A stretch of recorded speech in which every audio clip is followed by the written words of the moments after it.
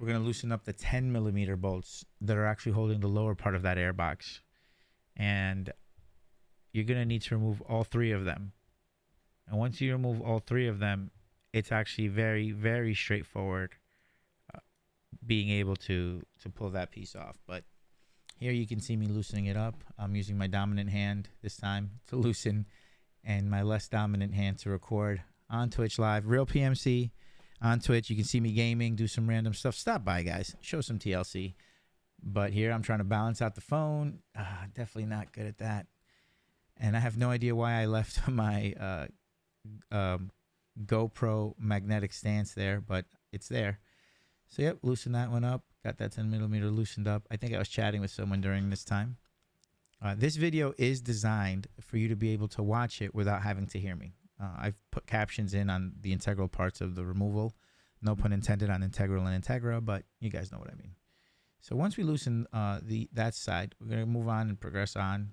And again, it's a total of 3 screws that are holding down the part of this airbox here. Here you see me loosening up again, lefty loosey, righty tighty.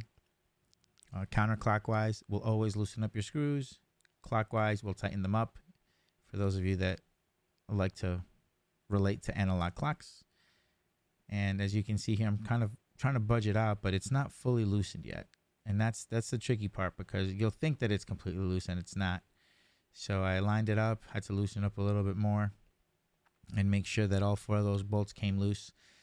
You don't need to remove the spark plug cables. You don't need to remove anything else while removing this airbox. Now, this is for a standard short ram AEM cold air intake that we're installing, not a full cold air intake that goes to the bottom, but a short ram. All intakes are considered CAIs, but let me show you here how it pops right off. It slides off. Boom. Look at that magnifying glass. Look at those special effects, ladies and gentlemen.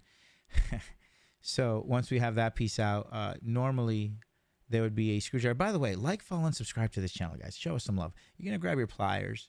If you like what you're seeing, hit that like button, that follow button, comment, criticize, whatever. You're going to pinch that clamp. And once that clamp is loosened up, you're going to slide it up. And that's actually just a vacuum line that goes right into the intake. You can literally just slide it back, and then it pops, just like you can see, it pops right out. And there we go, trying to show off Twitch again.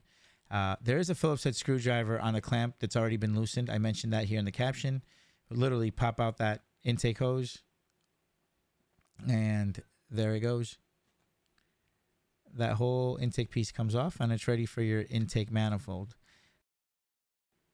What's up, everybody? Thank you so much for stopping by. I hope you enjoyed the video. Super easy, super simple, nothing complicated. Just a basic video on how to remove the intake from a 1998 Acura Integra. This probably applies to almost any Integra from 1994 all the way to 2001.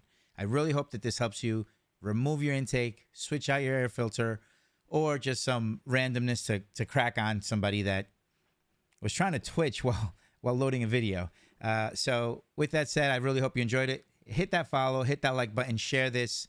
It's very straightforward. And if you'd like me to do any other work on the Integra, let me know. I'll do it.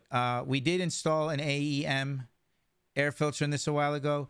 We also recently installed the K&N air filter. That's already been installed. There is a short video to that. Stay tuned. I might just upload that. It's nothing crazy. It's probably only like 2 or 3 minutes. But for anyone that was confused or just had a couple of questions in regards to this, I hope this helps out. Full transparency, there was like a 2-hour block in this because I removed the PCV valve on this, and it actually fell.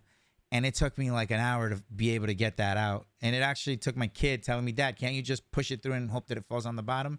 It had actually landed between the intake manifold and the block. It was just in this really weird crevice, and the old PCV valve snapped in half. I was able to remove the top part, able to remove the bottom part, but the bottom piece fell and it came to the side. It was just a cluster of issues getting it out. But that's for another day. I do have footage of that. Maybe it'll be in one of my random outtakes or all the F-bombs I dropped. But with that said, guys, like, follow, subscribe. I really appreciate you stopping by this YouTube channel, and I hope this was informative. Any comments? Let me know. Anything you'd like to see me do, let me know. I did paint that valve cover. That car is completely bone stock with the exclusion of the intake we just installed in the exhaust. So hope you guys liked it. Anything else, let me know. It's the real PMC 19. Facebook, Twitch, Twitter, Instagram, same name. Everybody be well, be safe, and I'll put the links in the bio or whatever comments YouTube has. Be safe, everybody, and thanks for stopping by. Peace.